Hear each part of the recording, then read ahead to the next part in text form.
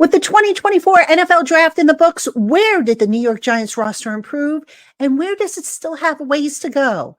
All that and more coming up next on the Locked On Giants podcast.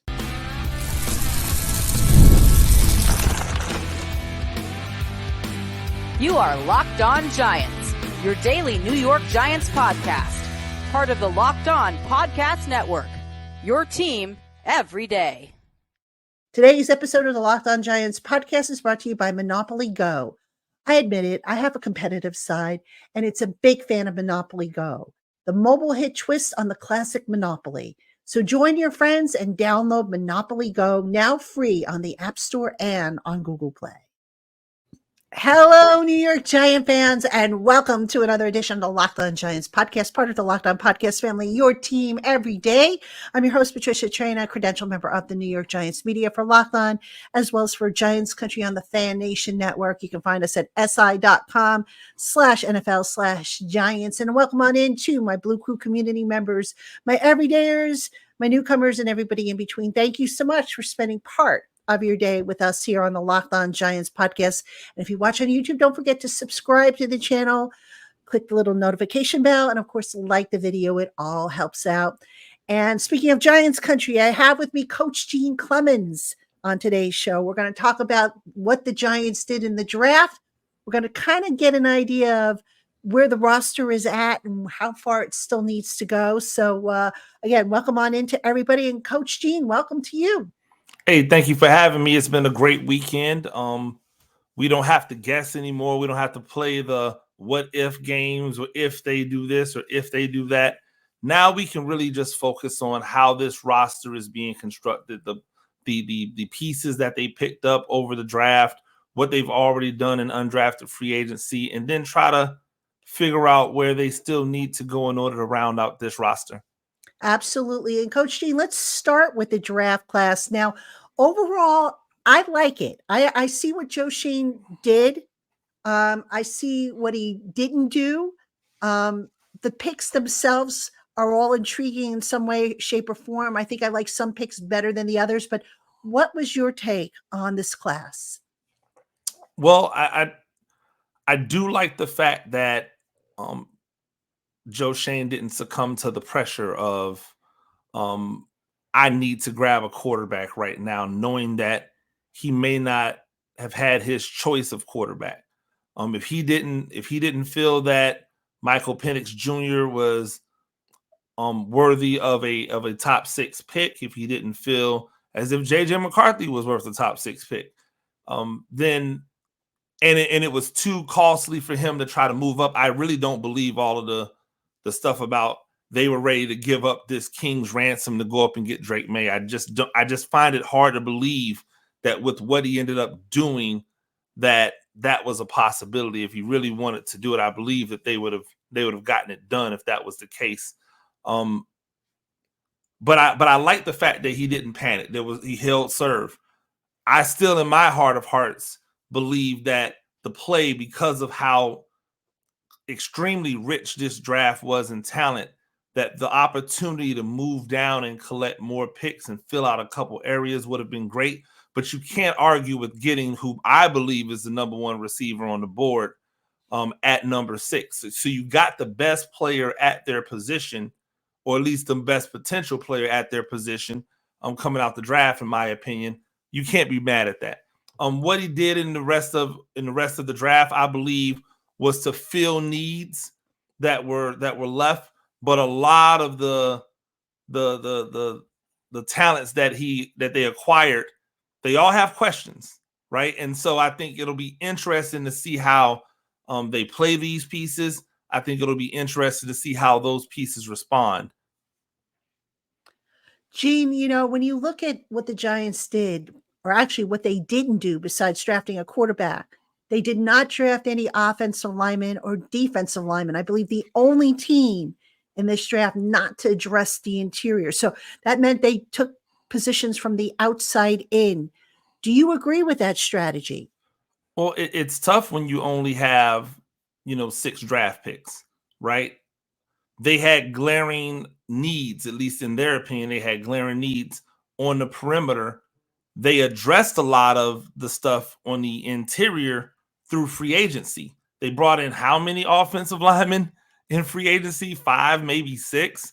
They also brought in a defensive tackle that I believe has an opportunity to play and have significant, value to this team. So like from that standpoint, I get it, but I was still surprised because there was so many talented offensive and defensive linemen on the board there for the Giants to take that I felt like it was a value thing. For the value, how could you pass them up? They ended up passing them up, and that was them holding serve to what their philosophy for this draft was, and I can't be mad at that. They went in with a plan. You could tell that this was a plan by the way they selected. They wanted to shore up some things in the secondary. They did just that.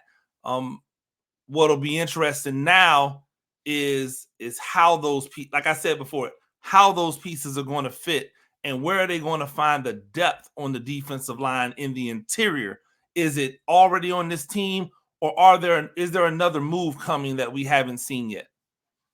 Yeah, that's going to be interesting to see. But, the good news is they have a very good defensive line coach in Andre Patterson. And you just look at what he has done with that unit. Maybe the hope is that, they could take a DJ Davidson or a Timmy Horn or a Jordan Riley and take them to the next level. Gene, I want to ask you about the quarterback situation because that was probably a big one for a lot of fans. Now, Joe Schoen has been saying all along, hey, I'll be happy with Daniel Jones. I'll be happy with Drew Lock and Tommy DeVito. But yet it was a very poorly kept secret that they did try to trade up, presumably for Drake May. So, when they sit there and they say, oh, we'll be happy with the guys we've got, but yet you see them make an inquiry about trading up. I mean, do you see that as sending mixed messages about how they really feel about their quarterback situation? I look at it as due diligence. I mean, at the end of the day, their job is to turn over every stone, make sure that they have looked into every scenario. If there was the opportunity for them to move up without giving up much, maybe that was in play. But I have to take Joe Schoen at his word. He's been saying that hey, this is our quarterback. He's going to be the quarterback, even if he's not healthy at the beginning of the season. When he is healthy, he's going to be our quarterback. He went as far as to not re-sign Tyrod Taylor, which I thought was a mistake. But I get it if you want it to be known, like, this is the quarterback. So he got everything out of the way so that there was no doubt about it that was the quarterback. And so I'm not surprised that they looked and inquired about maybe making some type of moves, because you have to do that due diligence. But I also think that in the draft game, there's a lot of posturing. And so there may have been inquiries made just to get people on the signal and make them think that they were doing something that they weren't particularly ready to do, so that they had the opportunity to drive a price down or drive a price up and secure their wide receiver that they probably wanted the entire time. Now, speaking of that receiver, in the next segment, we're going to talk about Malik Nabers and what he potentially brings to this offense besides speed. Don't go anywhere, Giant fans. We'll be right back. Hey, Giant fans, it's playoff time in the NBA and NHL. Baseball is in full swing, and FanDuel is your place to bet on every game. And as a New York Rangers fan, I'm really liking the odds of them going deep into this year's Stanley Cup playoffs. And speaking of odds, there's no better time than now to get involved with all the action sports has to offer. Right now, when you sign up for a new account with FanDuel, you will get $150 in bonus bets guaranteed. That's $150 win or lose. Bet on everything from slap shots to hat tricks to home runs to slam dunks, all on an app that is safe, secure, and easy to use. So what are you waiting for? Visit FanDuel.com/lockedon today and make your first bet an automatic win. FanDuel, America's #1 sportsbook. Hey, Giant fans. So, when I'm not following the New York Giants, there's no greater thrill for me than playoff hockey. And with the New York Rangers in the thick of the playoff hunt, how cool would it be to get to the game to cheer the blue shirts on? What's that? Sold out, you say? Well, with Game Time, there's always great seats available at competitive prices. Game Time offers last minute deals that can save you even more, and they take the guesswork out of what your seat view looks like, the fees, and all that other stuff that can make ticket buying a nightmare elsewhere. With Game Time, you even get event cancellation protection. And if you find your tickets elsewhere in the same section and row for less, Game Time will give you 110% of the difference. So go on and take the guesswork out of buying tickets with Game Time. Download the Game Time app, create an account, and use the promo code LOCKEDONNFL for $20 off your first purchase. Last minute tickets, lowest prices guaranteed. Terms apply. All right, everybody, welcome back to the Locked On Giants podcast. I'm your host, Patricia Traina, joined by Coach Gene Clemons over from Giants Country, and we're breaking down the New York Giants draft. And coming up on the Locked On Giants podcast, we're going to have Ed Valentine on, and I'm working to get the college hosts scheduled so that we can learn even more about these draft picks. So that's all in the works for you. Plenty of content coming your way. And then, of course, I think in a couple weekends, we're going to have the rookie minicamp May 10th and May 11th. So we'll have plenty of stuff to go over for you here on Locked On Giants. And Gene, in the last segment, we left it off about the receiver. And I'm going to read off a stat. I'm sure you already know the stat, but for those who don't know it, the Giants had 28 passing plays of 20 or more yards in 2022. The last time an offense had that few explosive plays was 2012 Minnesota Vikings, who had 28 plays as well. And the only offense that had less than 28 explosive passing plays in the last 15 years, the 2009 Cleveland Browns. Gene, is it safe to say that Malik Neighbors can change that? No, it's not safe to say that. Wide receivers don't throw the ball to themselves. I could put together a highlight reel of Darius Slayton wide open down the field with no balls being thrown to him. I can put together a highlight reel of Jalen Hyatt with a step on a man, ball not being thrown. I can show you opportunities where guys are in the middle of the field wide open, the ball doesn't get thrown to them. And so what it really comes down to is, will the trigger man let the ball go? I'll tell you this, and Giants fans, you know how much I love Tyrod Taylor and what he brought to the table. When Tyrod Taylor was in the game, Darius Slayton was a wide receiver number one. Go and look at the stats. He was putting up numbers that wide receiver number ones put up. But if he doesn't get the opportunity to do that on a regular basis, then how is he going to be good? I've heard people saying, it's a slight rant, PT, and I'm sorry, but I've heard all of these people say Daniel Jones has never had a Malik Neighbors to throw to.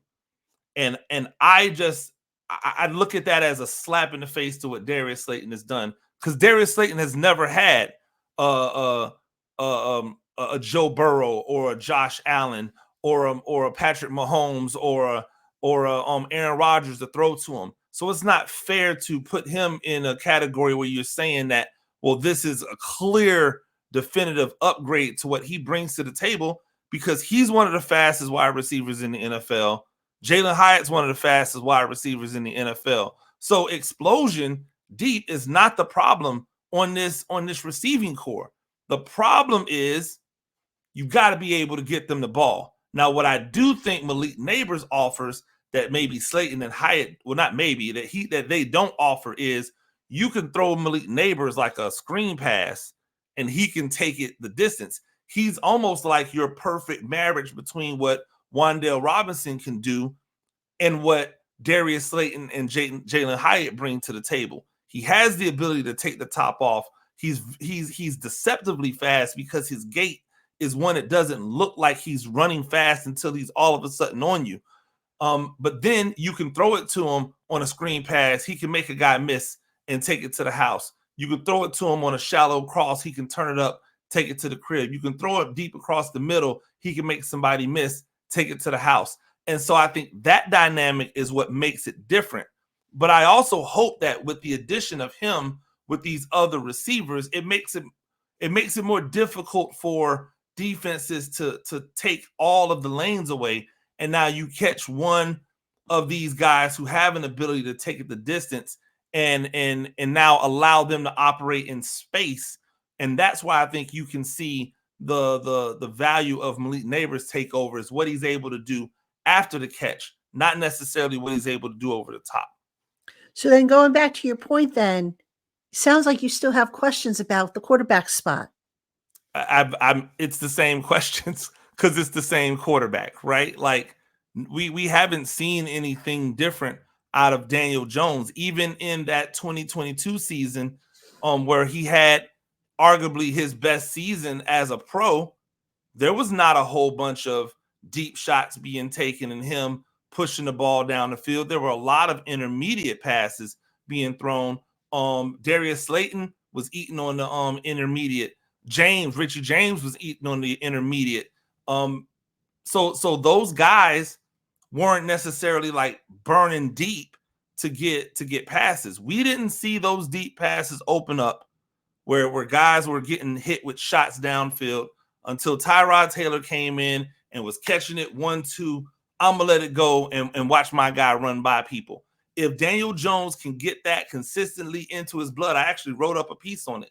If Daniel Jones can get that to be more consistent in his game, I think that's what they're trying to get him to do this year by putting these types of weapons around him. If he can do that, because he has the ability to do it, he just has to believe in that ability to let it go and let your wide receiver go and get it. I think you can see this offense be a lot more explosive this year. And for what it's worth, I think the protection will be better because they'll be healthy. And if not healthy, they'll at least have more depth and more experience this year on the offensive line to better combat some injuries if they arise.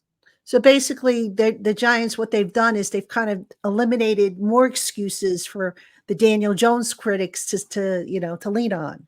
Yeah, they've eliminated more things for the Daniel Jones critics, but they've essentially said, "Hey, Daniel Jones, if you can't get it done with this around, with the investment that we've made in receivers, with the type of speed, with the type of explosiveness that we have out on the perimeter for you, if you can't get it done with this, even with us improving this offensive line in front of you, all the way to bringing in a new offensive line coach that is well thought of around the league. If you can't get it done now, then you probably can't get it done." And I think they are thinking the way I was thinking, which is, hey, we've got Daniel Jones on the hook for big money. This is his last year on it where it's really going to affect us heavy on the cap. Let's see what he can do and put all the pieces around him. And now if he's not the guy in 2025, we are set up to be able to make that move without a lot of consternation about whether or not we've given him a fair chance or without a lot of penalty via the cap if we have to get rid of him. And let's swing to the defensive side for a minute, because one of the things that really surprised me was your selection at cornerback. I look at Drew Phillips, not a bad pick. I want to make that clear. I don't think it's an awful pick. But when Joe Schoen said, he's going to kind of start off in the slot and he has outside flex, and I immediately thought Cordell Flott. And I said to myself, why would they go and get a guy similar to Cordell Flott in that regard? Slot cornerback with outside flex. Meanwhile, cornerback 2 is staring you in the face like a sore thumb. It's sticking out like a sore thumb unless they believe they have somebody on there. What did you think of that whole scenario, how they address cornerback, and do they have cornerback 2 on the roster? Maybe they know something, it's not that they know, they believe something that we don't know. They believe something that we don't maybe believe right now, which is there's somebody on their roster that has made a jump that they feel comfortable with handing the reins over to this offseason and into 2024. I was surprised by the pick, not because he's not a talent, but because at that second round, there were so many cornerbacks still on the board that would fit as an outside guy, and watching all of the competition, scoop up these cornerbacks instead of the Giants. I was going, I don't understand. Remember, it's not that Phillips doesn't have a lot of talent. He has elite level athleticism. He's not an elite level playmaker, though. Like, he isn't somebody that's making a lot of plays in the passing game. And I do believe that his best position is in the slot. It's not outside. So you've essentially gotten another star player, another slot corner. But like you said, you have Flott. You still have Darnay Holmes. Like, you have a lot of options in the slot. What do you have outside that you really and truly feel is a cornerback two that could push the number one cornerback? You don't just want somebody to be over there. You want someone that the number one cornerback has to look over at and go, yo, I got to keep getting better, or they're coming for the position that I hold. And I think you need competition for a rookie, for a cornerback that's going into their second year. And if I'm him, I don't feel any pressure from any of these guys that I've seen on the roster so far. It was interesting in that pick. And quite honestly, it was interesting that they took Newbin at 47. Excuse me, I think I said second round. I meant third round pick with Phillips. I thought it was interesting that they took Newbin at 47 because he is really more of a second level safety. And they have a few second level safeties already on the roster. I don't know if Newbin can do what Xavier McKinney was doing. I think he has playmaking ability, which is good, but I think it's second level playmaking ability. I don't know if it's third level playmaking ability, but clearly the Giants must feel really good about it. And so we have to trust that they know what the system that they're trying to put in defensively is, and that Newbin works for what they're trying to do. All right, now coming up, we're going to talk about the most underrated of the Giants draft picks. And then finally, we'll wrap it up by talking about where are they still deficient with this roster. So don't go anywhere. Hey, Giant fans, we've all been there, either as a player or as a fan. It's halftime and the scoreboard is not looking good. You're feeling low and you're not sure if your team can pull out a win. That's when you dig deep, lift your head up, and say to yourself, time to get back in the game, pull off some bank heists, and take as much of my friends' money as I possibly can. That's right. The smash hit mobile game Monopoly Go lets you compete with your friends to get the most riches and the biggest empire. It's the Monopoly you love, but on your phone, anytime, with tons of new twists, including leaderboards to compare your progress with your buddies. And there's so much to do. You can play on countless dynamic Monopoly boards, make your friends bankrupt by smashing their landmarks with a wrecking ball, and even charge other players rent for your iconic properties. You can even work with your friends to crack open community chests and in tournaments to get extra rewards and climb the leaderboard. So get back out there, put your game face on, and download Monopoly Go, now free on the App Store or on Google Play. All right, everybody, welcome back to Locked On Giants. I'm Patricia Traynor with Coach Gene Clemons of Giants Country, and the draft is in the books. And boy, we've got our answers now. And overall, not a bad haul for the Giants. I know some people were disappointed. No quarterback, no offensive line, no this, no that. But, overall, I think, what Joe Shane did, he plugged a lot of holes. But, Gene, where do you feel the Giants roster, as of what we know today to be true, where do you feel that this team is still maybe lacking, besides obviously cornerback 2, which we just talked about? Well, I obviously, yeah, cornerback 2, but I still believe that in this defense that they're putting in place, you've got, unless they know something that we don't, I feel like they still need to upgrade on that defensive line, and I still believe they need to bring in another linebacker. I thought that there were some great opportunities to add some really dynamic playmaking, instinctive like really good interior linebackers in round 2, 3, and in the 4. I believe Jeremiah Trotter Jr. went in round 5.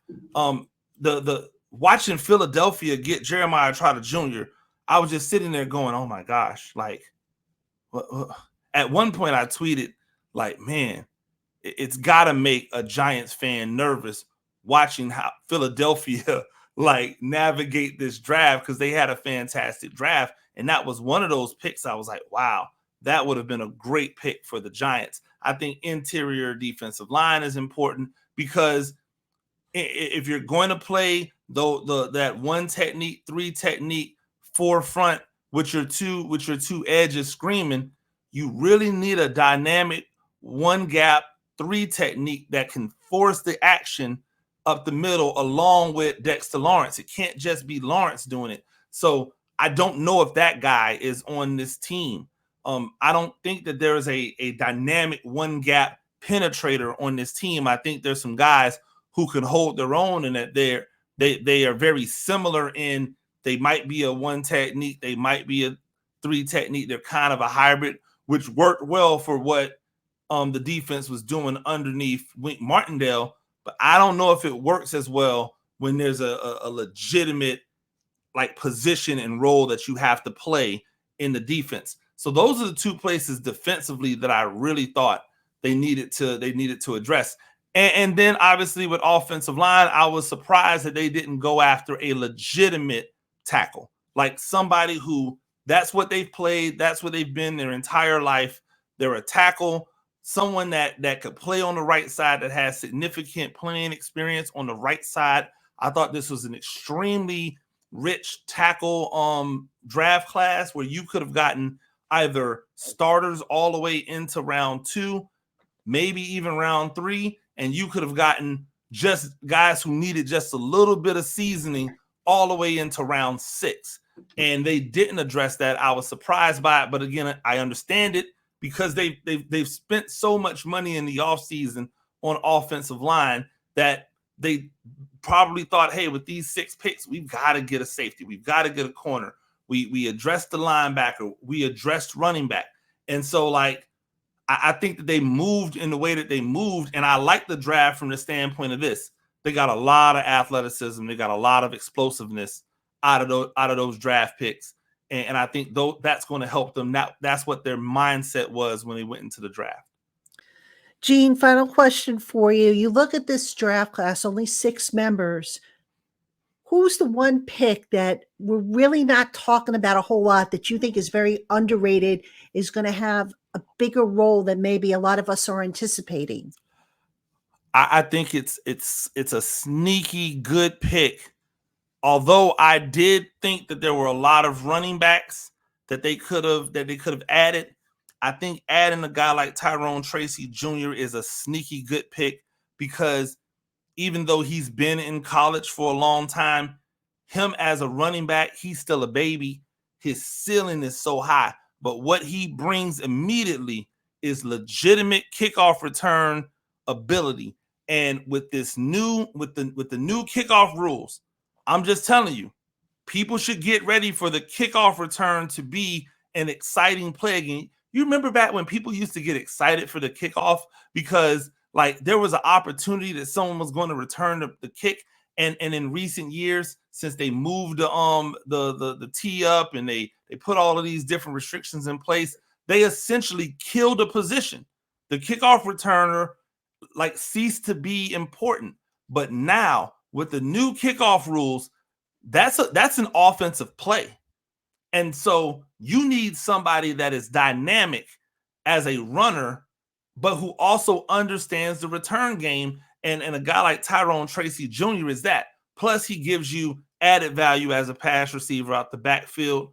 And his vision, he has really like surprisingly good vision for someone that hasn't been playing running back very long. I enjoyed getting in and starting to break down some film on him because I think he has a chance, if given it, to be very dynamic on offense. But I 100% believe they're going to put him on kickoff return and allow him to do what he was doing in college, only under these new rules, which we're all figuring out. It's going to be a lot of fun to watch it develop. Yeah, indeed. And you know what? That's also my favorite pick. The other thing is he's relatively new at the running back position, so he doesn't have a lot of tread on his tires. He Absolutely. also, he's a converted receiver, so he understands route concepts really well. I'm not saying he's Saquon Barkley 2.0. You can't, I don't think Yeah, you can make that absolutely not. comparison, Yeah, but the skill set and what this guy is capable of doing. So I totally agree that that's probably one of my favorite underrated picks, of this draft class. But overall, Gene, solid draft for the Giants. We'll have to absolutely. see how they play it out. There's some undrafted free agents that obviously we're going to keep an eye on. Giant fans, you can check out Gene's profiles of those undrafted free agents. We've been putting them up over on Giants Country. He's been breaking them down, doing a great job of all that stuff. So do check that out at si.com/NFL/Giants. So that's going to do it for us here on the Locked On Giants podcast. Thank you, as always, for joining us.